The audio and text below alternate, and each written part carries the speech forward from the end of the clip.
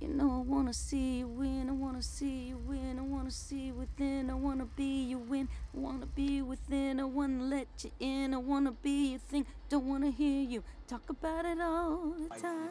Comment instaurez-vous une confiance avec celles et ceux que vous filmez? Le temps établit toujours du cinéma pour moi, en tout cas, et des relations aux autres. Et par exemple, l'ours de Cassandro, c'est que j'avais la caméra dans la main au moment... Je vivais chez lui, donc déjà, c'était un matin. Je lui ai amené son café parce qu'il ne bougeait pas de son lit. Et quand j'arrive, il avait cet ours géant. Et il a commencé à me parler des médailles, de son enfance, etc., de ce trauma. Et j'avais la caméra, donc je l'ai filmé, et tout en le filmant, je le regardais. Je ne regardais pas obligatoirement tout ce qu'il y avait dans la caméra, parce que je sentais qu'il y avait quelque chose de très fort qui se passait, qu'il avait besoin, envie de livrer, sans savoir que ça serait dans le film, obligatoirement. Il y a un autre passage qui est très fort, c'est quand on est dans la voiture et que je filme, la voiture bouge et je filme un drapeau dans la voiture, même pas son visage, où il dit qu'il a été violé et abusé. Etc.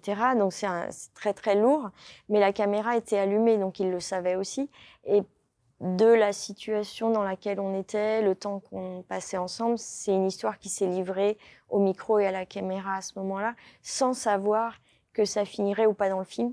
Mais en tout cas, c'est des situations et une relation de confiance qui s'établit et qui permet, de par le vécu, de livrer une partie de soi-même, en tout cas. En quoi est-ce important de filmer le quotidien de vos personnages? Ça dépend le quotidien des gens. Il y en a sûrement des très très ennuyeux, mais souvent, comme les artistes que j'ai filmés sont souvent assez extravagants et sont représentés, que ce soit Cassandro sur scène, dans le ring, il y a une certaine mise en scène du corps, mise en scène de la personne, il y a un masque qui est mis, qui est le masque social, que ce soit Peaches, que ce soit Genesis Peerage. Et ce qui m'intéresse, c'est qu'est-ce qu'il y a derrière ce masque et comment dévoiler et s'approcher en fait de la personnalité ou de ce que moi j'ai rencontré, de ce que j'ai ressenti, ce qui m'a touchée chez l'autre. Et c'est le temps qui donne ça, bien sûr aussi, parce que ça ne se fait pas immédiatement, ça se fait par l'amitié, par le temps, par les années qui passent, pour pouvoir faire partie en fait de ce quotidien.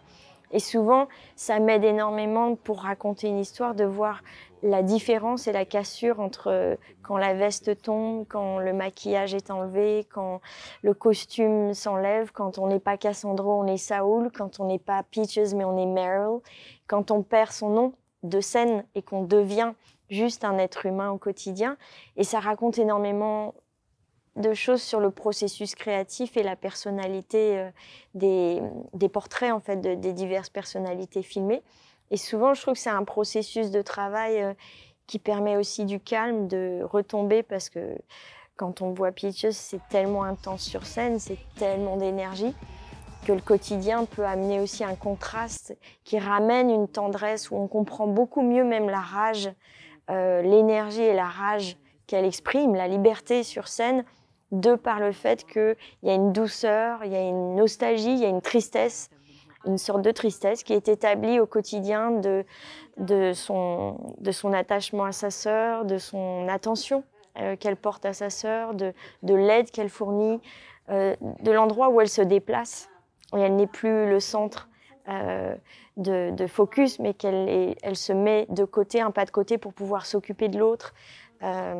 Pareil avec Genesis, quand on regarde le quotidien, un quotidien comme Genesis Peerage qui nous raconte que Jen met ses plus beaux talons et ses plus belles aiguilles talons aiguilles et ses bas résille pour faire passer l'aspirateur du quotidien, c'est génial aussi. Moi, ça me parle énormément.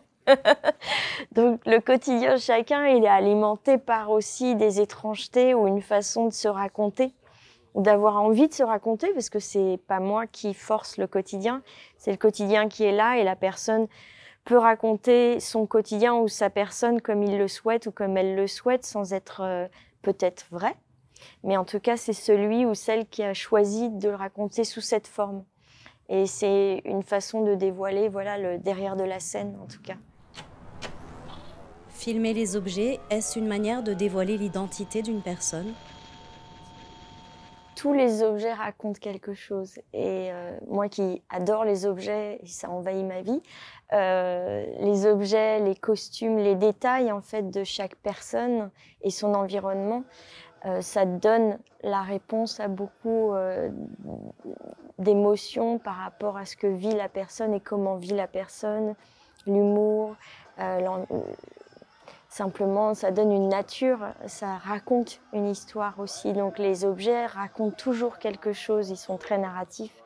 Et puis, venant aussi du théâtre, de tout ce qui est lié aux accessoires, aux loges, tout ce qui est derrière la scène, c'est aussi des espaces calmes, des espaces de préparation, de tension, de calme et de tension. C'est là aussi que se passent des histoires, des choses auxquelles on n'aura pas accès quand on est une fois sur scène ou devant la caméra, pareil.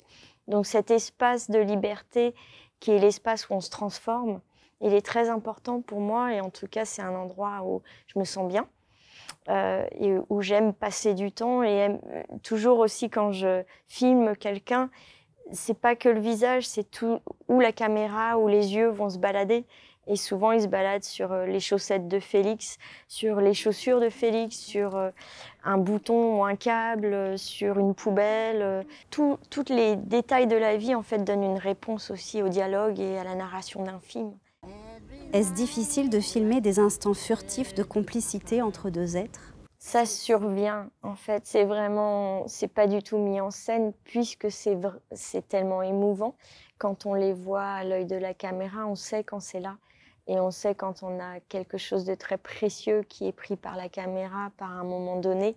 Mais c'est le temps qui fait ça et c'est aussi la relation que j'ai pu avoir avec Homer et Lee, par exemple, dans leur couple, pour The Residence ou avec Souris, avec qui j'avais vraiment une très grande une proximité que Peaches avait aussi, mais qui était en dehors de moi, même, qui est en dehors de leur relation à elle, qui était mon lien avec Souris. Donc je pense que c'est aussi les relations qu'on établit avec les autres.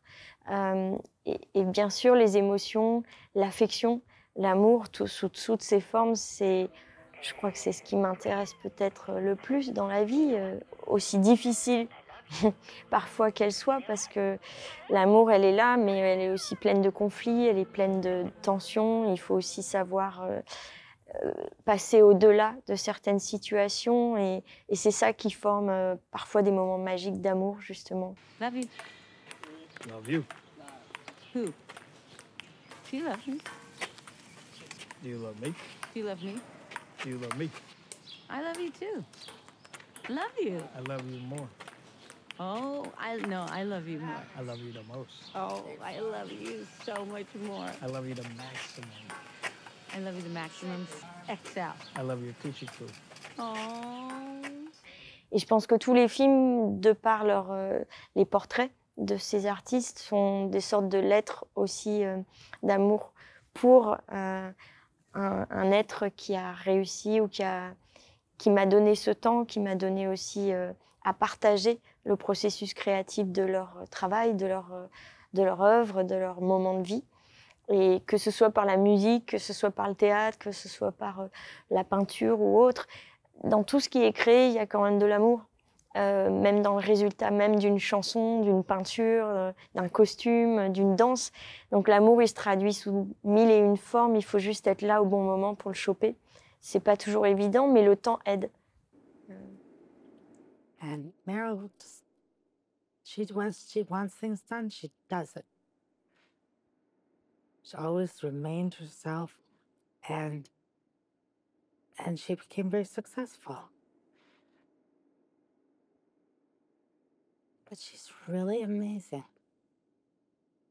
It's funny because I have a lot of caregivers, and they listen to this music. It's like boom, boom, boom, boom.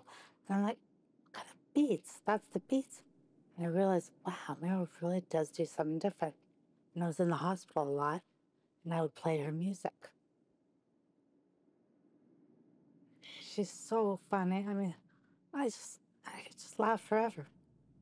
Fuck the pain away.